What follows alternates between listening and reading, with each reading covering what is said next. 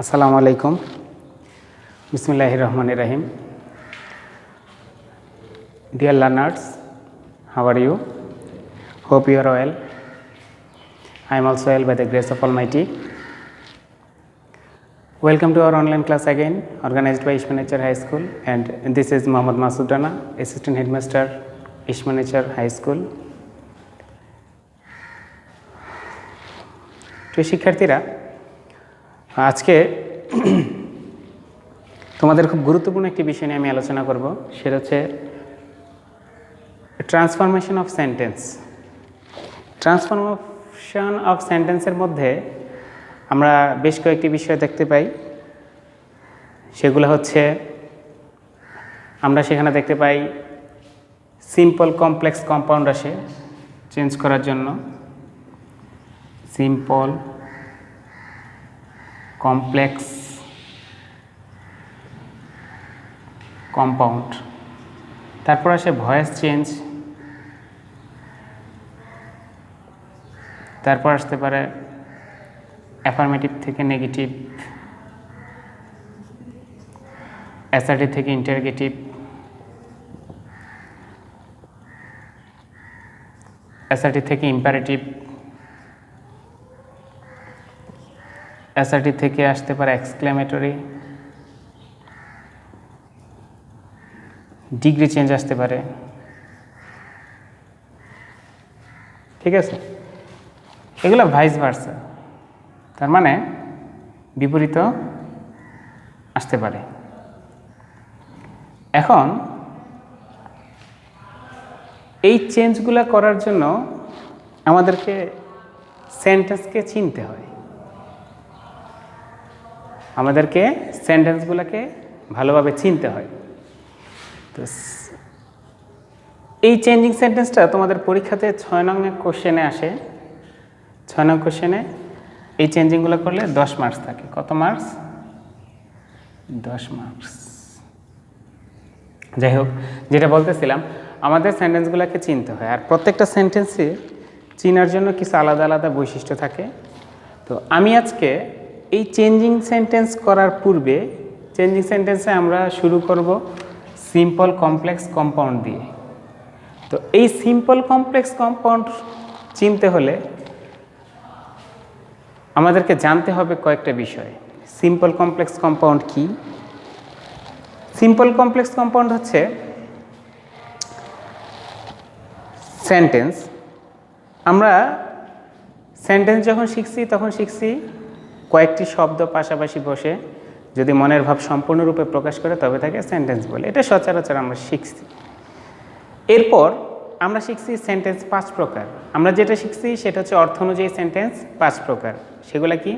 Assertive sentence, interrogative sentence, imperative sentence, optative sentence এবং exclamatory sentence. কিন্তু structure অনুযায়ী বা গঠন অনুযায়ী সেন্টেন্স আরও কত প্রকার আছে? 3 প্রকার। কি কি সেগুলা?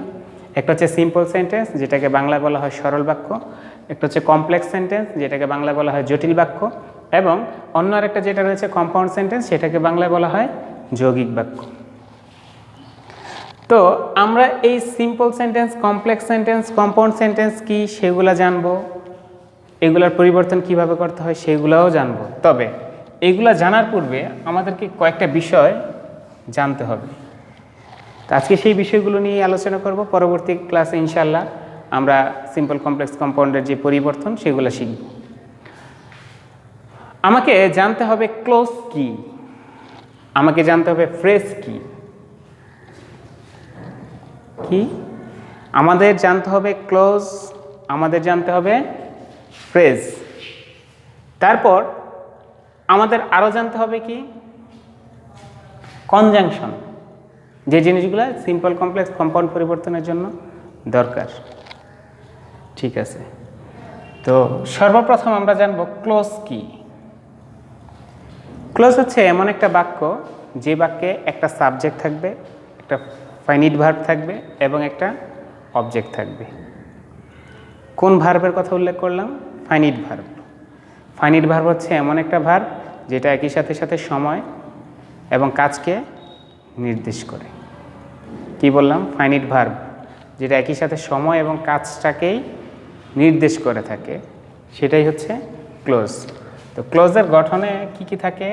সাবজেক্ট থাকে, একটা ফাইনাইট ভার্ব থাকে, একটা অবজেক্ট থাকে। যেমন হি লিভড ইন ঢাকা, এখানে সাবজেক্ট হচ্ছে হি, ফাইনাইট ভার্ব হচ্ছে লিভড, অবজেক্ট হচ্ছে ঢাকা। গেল। বলছিলাম একই সময় কাজ এবং সময়টাকে নির্দেশ করে। লিভ বাস করা, এটা একটা অ্যাকশন, কাজ। লিভড আছে ভার্বের পাস্ট ফর্ম, ভার্বের পাস্ট ফর্ম, তাহলে সময়টাকে নির্দেশ করছে, অতীতের সময়ের কথা বলা হয়েছে, সেজন্য এটা কি ভার্ব? Finite verb. তো আমরা জানলাম ক্লজ কাকে বলে, যে সেন্টেন্সে একটি মাত্র সাবজেক্ট থাকবে, একটি মাত্র ফাইনাইট ভার্ব থাকবে এবং একটি মাত্র অবজেক্ট থাকবে, তাকেই ইংরেজিতে ক্লজ বলা হয়। ক্লিয়ার সবই? ঠিক আছে। এখন আমরা শিখব ফ্রেজ কি। আমরা এই ক্লোজ আর ফ্রেজ আজকে শেখানোর উদ্দেশ্য হচ্ছে, প্রায়শই আমরা এই ক্লোজ এবং ফ্রেজটাকে ভুলিয়ে ফেলি। কীরকম? কোনটা ফ্রেজ এবং কোনটা ক্লোজ সেটা আমরা আলাদা করতে পারি না, বা অনেক সময় কষ্ট হয়। তো আজকের ক্লাসটা যদি মনোযোগ সহকারে তোমরা রিসিভ করো, তাহলে আজকের পরে তোমাদের ফ্রেজ এবং ক্লোজ চিনতে আর কোনো বাধা থাকবে না। এক নিমিষেই বলতে পারবে যে কোনটা ক্লোজ এবং কোনটা ফ্রেজ। ঠিক আছে? তো ক্লোজ কি আমরা ইতিমধ্যে চিনেছি, যে সেন্টেন্সে একটা সাবজেক্ট, একটা ফাইনাইট ভার্ব এবং একটা অবজেক্ট থাকবে, সেটাই হচ্ছে কি ক্লোজ। ক্লিয়ার? গেল। এবার আমরা শিখব ফ্রেজ কি। ফ্রেজ হচ্ছে এমন কিছু শব্দগুচ্ছ, ফ্রেজ হচ্ছে এমন কিছু শব্দগুচ্ছ যেগুলা বাক্যে ব্যবহার হয়ে থাকে। ফ্রেজের আলাদা কিছু বিশেষত্ব আছে। কীরকম? ফ্রেজে কখনোই ক্লোজের মতো সাবজেক্ট, ফাইনাইট ভার্ব, অবজেক্ট থাকবে না। ফ্রেজে কি থাকবে? কিছু আলাদা শব্দ থাকবে। আলাদা শব্দ কীরকম? আমরা এখানে যেমন ফাইনাইট ভার্ব থাকে, ফ্রেজের মধ্যে থাকে নন ফাইনাইট ভার্ব। ফ্রেজের মধ্যে কি থাকে? Non finite verb. আমরা আগেই জানি নন ফাইনাইট ভার্ব কোনগুলা। নন ফাইনাইট ভার্ব কোনগুলা? নন ফাইনাইট ভার্ব হচ্ছে ইনফিনিটিভ, নন ফাইনাইট ভার্ব হচ্ছে জিরান্ড, নন ফাইনাইট ভার্ব হচ্ছে পার্টিসিপল।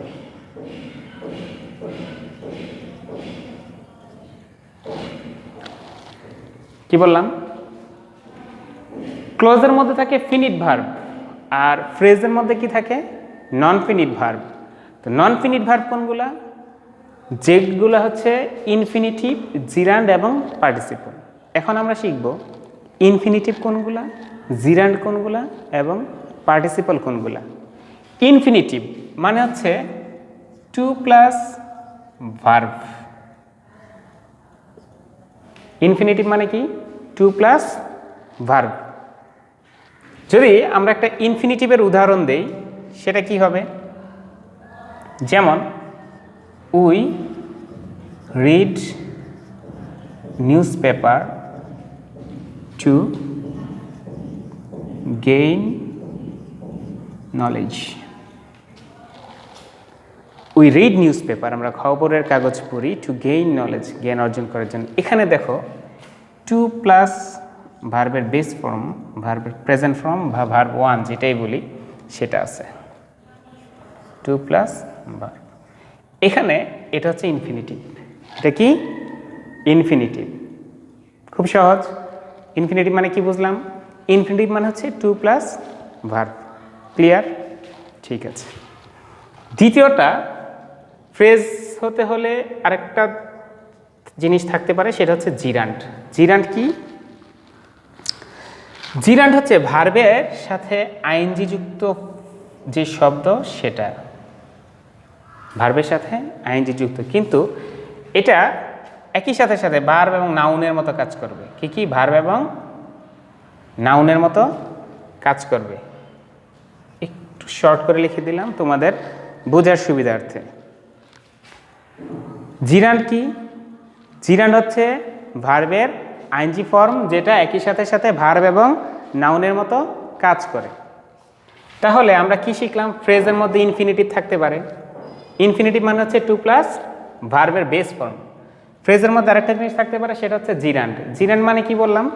জিরান্ড মানে হচ্ছে ভার্বের আইএনজি যুক্ত ফর্ম, কিন্তু ভার্বের আইএনজি যুক্ত ফর্ম হওয়ার সাথে সাথে এটা একই সাথে নাউনের মতো কাজ করবে। এরপর আসি আমরা 3 নম্বরে পার্টিসিপল। পার্টিসিপল কি?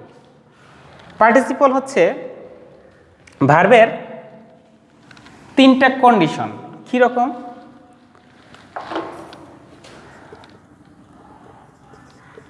প্রেজেন্ট পার্টিসিপল,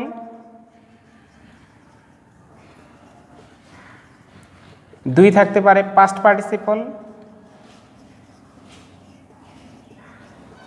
এবং 3 perfect participle.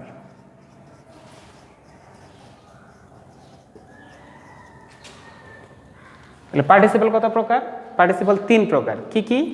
Present participle, past participle, perfect participle. এর মধ্যে তোমরা এতদিনে পাস্ট পার্টিসিপলের সাথে পরিচিত আছে, যেটা হচ্ছে ভার্বের থার্ড ফর্ম। ভার্বের থার্ড ফর্ম, যেমন গো, ওয়েন্ট, গন, এটা হচ্ছে পাস্ট পার্টিসিপল। এখন আসি প্রেজেন্ট পার্টিসিপলটা কি।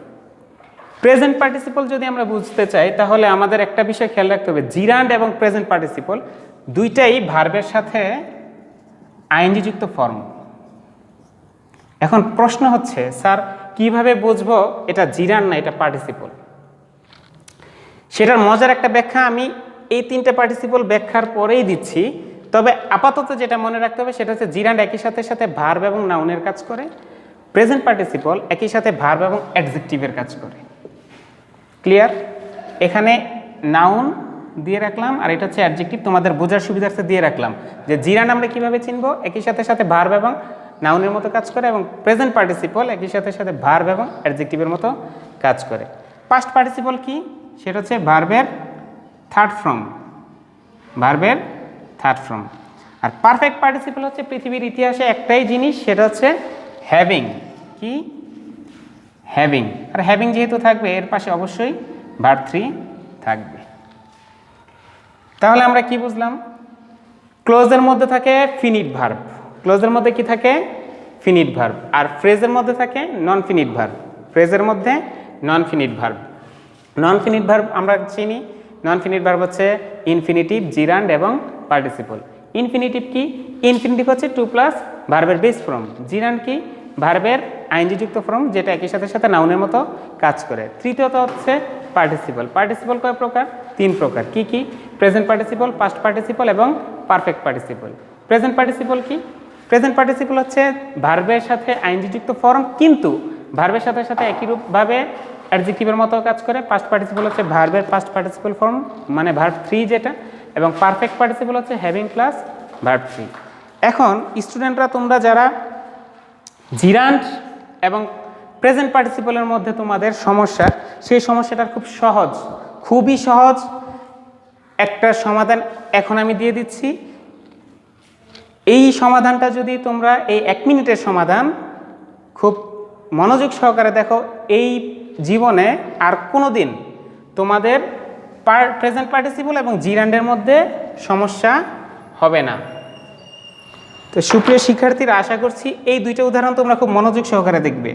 Number 1, reading news paper is a good habit.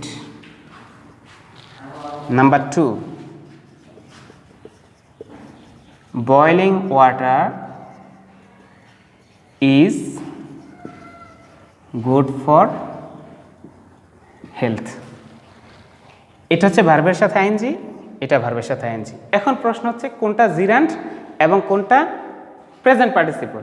বলছিলাম এই 2টা উদাহরণ এবং 1 মিনিটেই এই সমাধানটা সম্ভব। যদি এটার অর্থ খুঁজি আমরা, reading news paper is a good habit, খবরের কাগজ পড়া একটা ভালো অভ্যাস। আমরা এটার মিনিংটা কোথা থেকে শুরু করলাম? এখান থেকে। খবরের কাগজ পড়া। শুরু করছি কোন থেকে? সামনে থেকে না, কিন্তু পিছন থেকে। খবরের কাগজ পড়া একটা ভালো অভ্যাস। তাহলে এখানে রিডিংটা কি? এখানে রিডিংটা হচ্ছে জিরান্ড, যেটা আমরা পিছন থেকে পড়ব, সামনে থেকে না। যেটা মিনিংটা পিছন থেকে শুরু হবে সেটা হচ্ছে জিরান্ড। এখানে রিডিংটা হচ্ছে জিরান্ড। এবার আসি, boiling water is good for health. Boiling মানে হচ্ছে সিদ্ধ, ওয়াটার মানে হচ্ছে পানি। সিদ্ধ পানি স্বাস্থ্যের জন্য ভালো। এইটার মিনিংটা যদি আমরা করতে যাই, শুরু করছি এখান থেকে, সিদ্ধ পানি স্বাস্থ্যের জন্য ভালো। এখন কিন্তু আমরা বলছি না পানি সিদ্ধ স্বাস্থ্যের জন্য ভালো, আমরা কি বলছি? সিদ্ধ পানি স্বাস্থ্যের জন্য ভালো। তাহলে এখন অর্থটা শুরু করছি আমরা সামনে থেকে। যখনই সামনে থেকে আসবে সেটাই হচ্ছে প্রেজেন্ট পার্টিসিপল।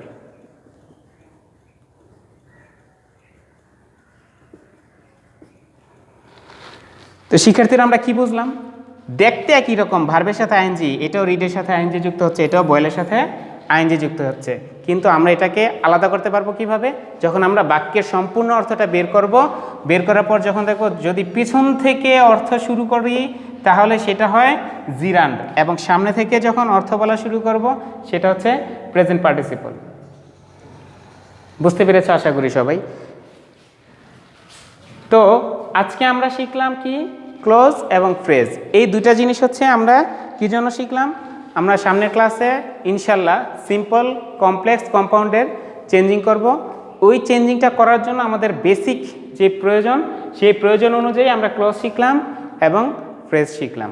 আশা করি তোমরা ক্লাসটি মনোযোগ সহকারে দেখেছ এবং আজকের পর থেকে ক্লোজে এবং ফ্রেজ সম্পর্কে আর কোনো প্রশ্ন তোমাদের মধ্যে থাকবে না।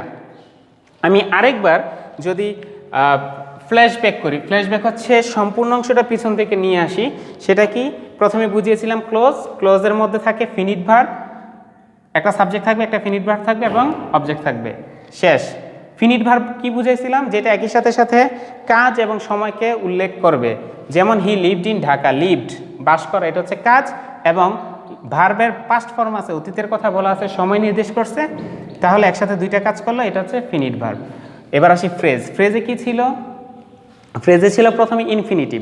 ইনফিনিটিভ আমরা কি বলছিলাম? 2 + ভার্ব 1। একটা এক্সাম্পল লেখা ছিল যে reading news paper, we read English to gain knowledge. এখানে 2 + গেইন ছিল ভার্ব 1, সেক্ষেত্রে ওটা ছিল ইনফিনিটিভ। তারপর আমরা শিখলাম জিরান্ড, যেটা একই সাথে ভার্ব এবং নাউনের মতো কাজ করবে কিন্তু দেখতে ভার্বের আইএনজি রূপ। তারপর শিখলাম আমরা পার্টিসিপল। পার্টিসিপলের কয়টা পার্ট শিখলাম? 3টা পার্ট। কি কি? প্রেজেন্ট পার্টিসিপল, পাস্ট পার্টিসিপল এবং পারফেক্ট পার্টিসিপল। প্রেজেন্ট পার্টিসিপল ছিল ভার্বের আইএনজি ফর্ম। জিরান্ডের সাথে পার্থক্য হচ্ছে প্রেজেন্ট পার্টিসিপল কাজ করে ভার্ব এবং অ্যাডজেক্টিভের মতো। পাস্ট পার্টিসিপল হচ্ছে ভার্বের 3 নম্বর ফর্ম, যেমন ডু, ডিড, ডান। ডানটা হচ্ছে পাস্ট পার্টিসিপল। এবং পারফেক্ট পার্টিসিপল আমরা কিভাবে চিনব? যেই সেন্টেন্সে হ্যাভিং থাকবে, হ্যাভিং আছে মানে এটা পারফেক্ট পার্টিসিপল। ক্লিয়ার? তো সবাই আমার কথাগুলো অবশ্যই আরও একবার করে তোমরা ভিডিও থেকে দেখে নেবে, প্রয়োজনে হাতে কলমে নিজেরা বাড়িতে চর্চা করবে। সেই পর্যন্ত ভালো থাকবে, সুস্থ থাকবে, নিরাপদে থাকবে। আশা করি তোমরা আমার ক্লাস থেকে আজকে অনেক কিছু শিখতে পেরেছো। ধন্যবাদ সবাইকে। আসসালামু আলাইকুম।